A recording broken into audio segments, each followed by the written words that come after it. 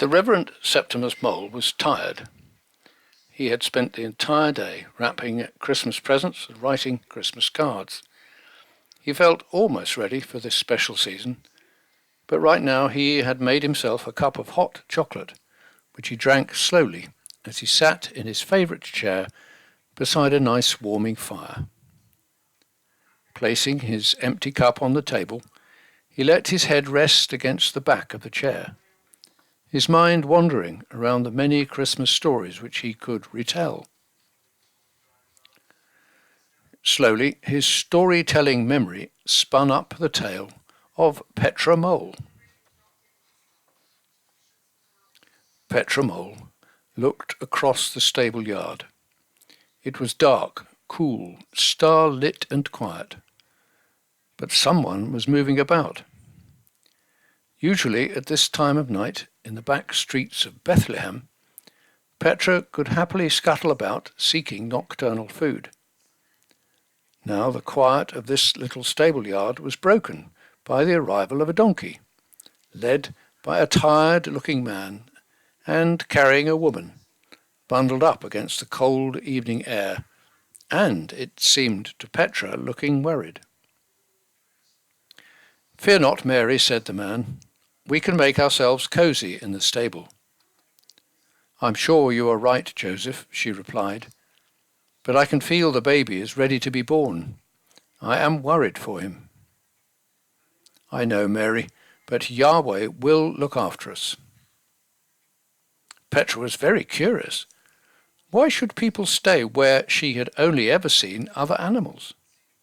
She moved closer and asked the donkey, "What's going on here?" "We've come to Bethlehem for the census. A long journey and a dangerous one for my mistress, because she's expecting a baby." "Humans are strange," Petra replied. "If it was up to us, we'd all stay in one place."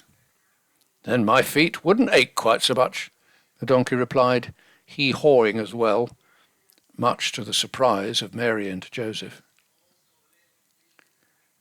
Very soon Joseph had settled Mary in the ample straw with lots of blankets, and the apologetic innkeeper had come with some simple food. Petra scuttled about, watching the goings-on and eating the occasional slug. She felt very awake, as if she were awaiting, although she couldn't think why all her senses were so alive and active. As the night wore on, it became clear to Petra, a mother herself, that Mary was about to give birth. She had never been anywhere near a human birth, so she was really curious. But now Petra could hear something else, a strange lilting harmony of very clear and beautiful voices.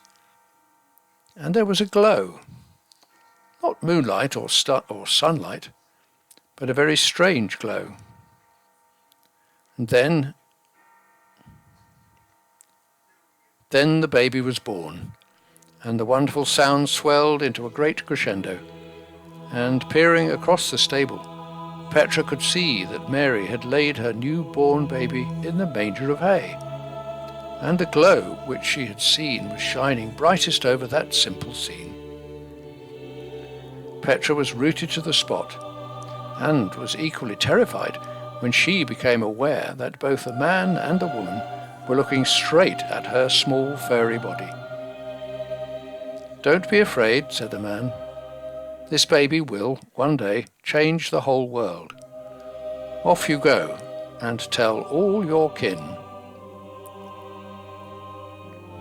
Septimus awoke, his memory of that old mole story refreshed, and his enjoyment of the Christmas season given yet another little boost.